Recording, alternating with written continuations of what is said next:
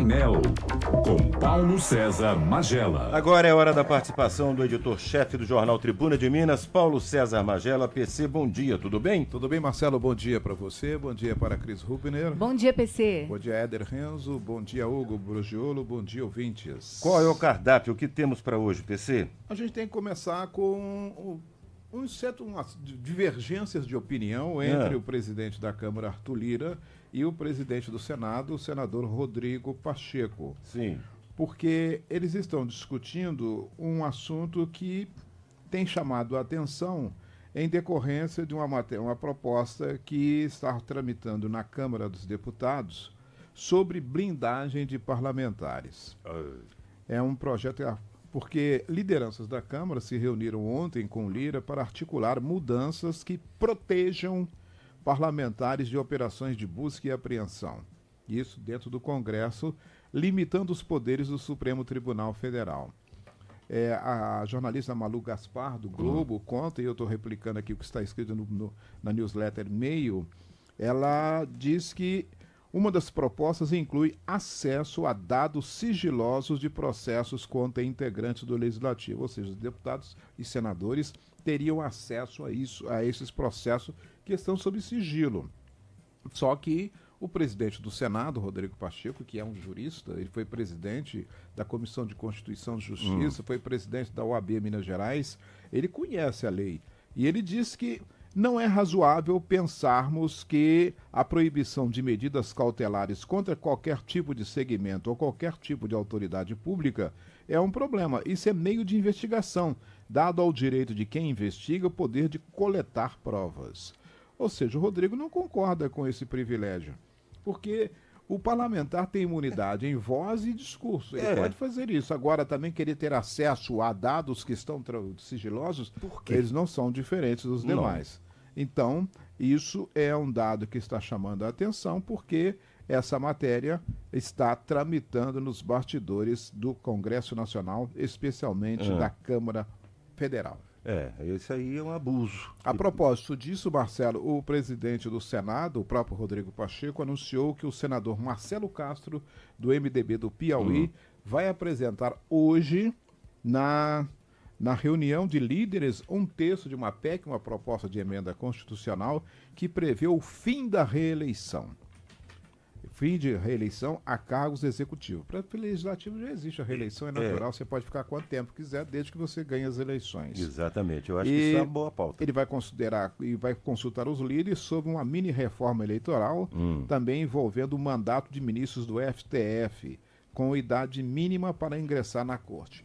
Hoje, para você ser ministro e também para ser senador, você tem que ter no mínimo 35 anos. Sim. Só que os ministros podem ficar até 75 anos, que é um cargo, em tese, vitalício, que acontece também na Suprema Corte dos Estados Unidos. Lá não tem eleição e também são indicados pelo presidente da República ou presidenta. Lá eles nunca tiveram uma mulher presidente, mas aqui no Brasil nós já tivemos. Então, essa discussão continua. O Pacheco, nesse caso, ele é a favor de mandato para os ministros, que é um negócio assim, vai politizar ainda mais a corte, porque quando você vai fazer mandato, você implicará em campanhas para ser indicado. Já há lobbies para você ser indicado, mas a pressão é sobre o presidente da República. Mas ele quer estabelecer mandato, ou seja, há 4 anos, 10 anos, 11 anos, porque alguns ministros, por exemplo, o Dino vai ficar até 20 e tantos 2043. 20 e tantos anos. Porque ele tem 54 anos. Então ele só vai fazer 75 anos em 2043. Essa que é a questão que está sendo colocada à mesa. Quanto ao fim... Pode falar. Muitos defendem que deveria ser por concurso, né? Mas eu acho que o concurso é uma bobagem, porque a Câmara, o Congresso, o Senado o Supremo é uma Câmara que você tem que discutir a questão de competência, mas também há o viés político.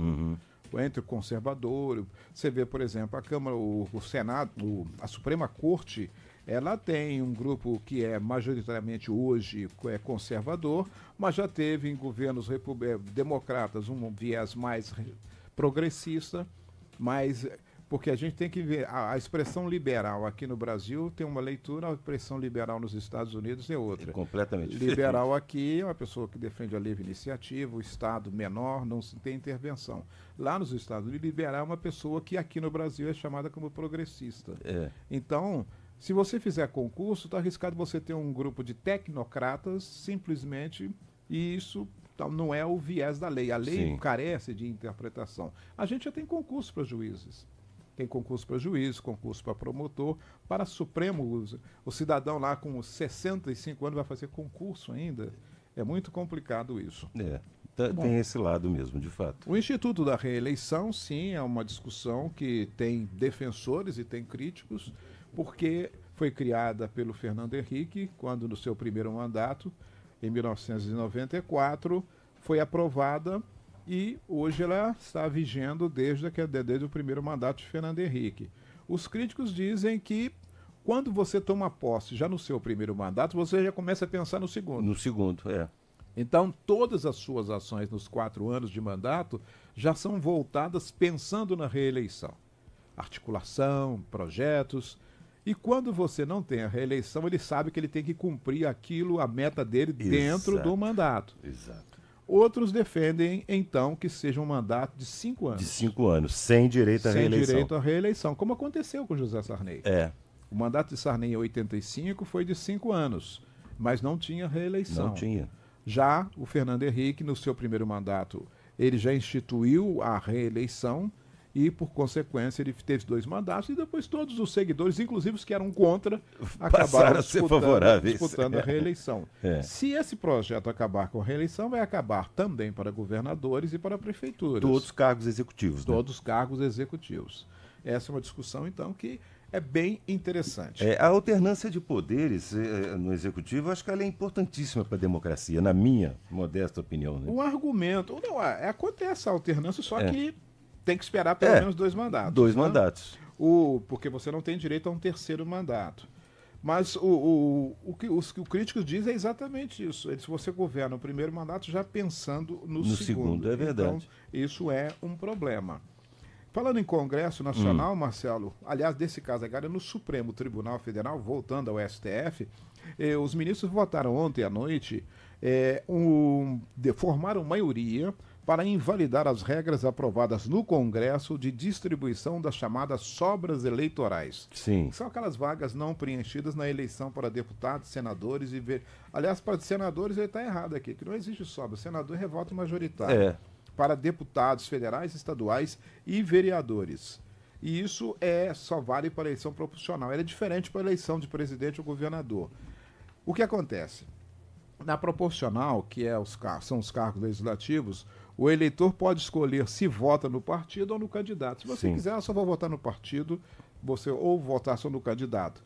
Mesmo o voto no candidato é computado também para o partido. Para o partido.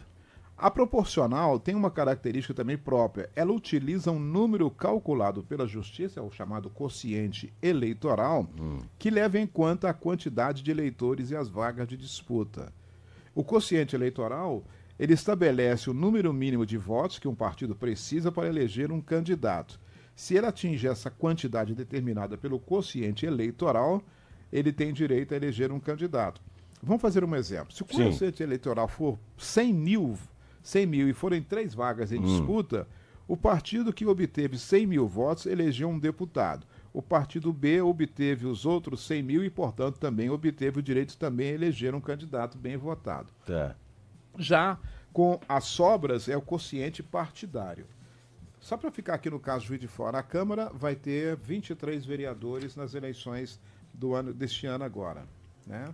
A posse vai ser em 2025. Sim, isso. O quociente eleitoral, você vai pegar o número de votos válidos nas eleições e dividir por 23. 23 com as vagas. Digamos que são 230 mil votos válidos.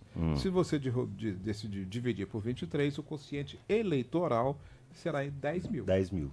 Então, o partido, quando ele completa 10 mil votos, ele já tem direito a uma vaga na Câmara. Uma está garantida. Se ele teve 20 mil votos, ele tem direito a 2. Sim. E assim vai.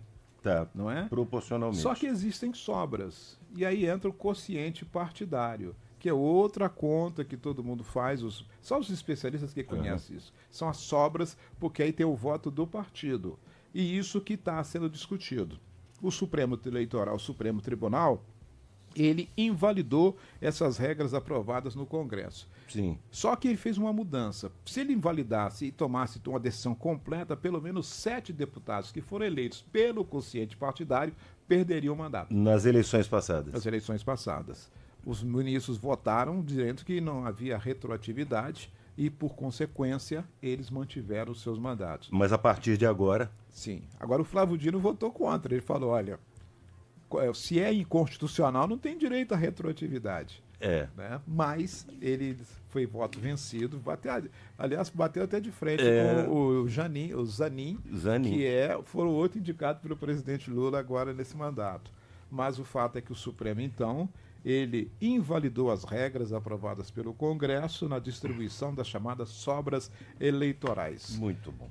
Tem muita gente especialista aqui que depois a gente pode até conversar com eles para explicar direitinho como funciona que é a isso, sobra. né? Um dos especialistas é o ex-vereador Valdeci Martins, que sabe fazer conta como pouco sobre as eleições. Sempre foi muito ouvido, né, sobre esse assunto. Valdeci Martins. Era a fonte. E só para fechar, Marcelo, hoje tem audiência pública na Câmara Municipal para discutir o cumprimento da lei. Existe uma lei 14.350 de 2022, de autoria do vereador Maurício Delgado, que estabelece que as empresas e concessionárias responsáveis pela rede aérea ou fiação aérea ficam incumbidas de retirada e do alinhamento dos cabeamentos e equipamentos excedentes e ou sem uso nos postes de fiação. Está lá um monte pendurado aí. Tem. Essa lei, por exemplo, está vigendo, mas não está funcionando. Ninguém a gente está vendo cumpre. essa macarronada toda nos fios. Ninguém cumpre. Então, essa audiência vai tratar exatamente deste assunto Muito a partir bom. das 3 horas da tarde. Muito isso aí, bem. Marcelo. Um abraço para você, Outro. um abraço para o ouvinte e até amanhã. Até amanhã, se Deus quiser. Agora, 9 horas 30 minutos aqui na Transamérica.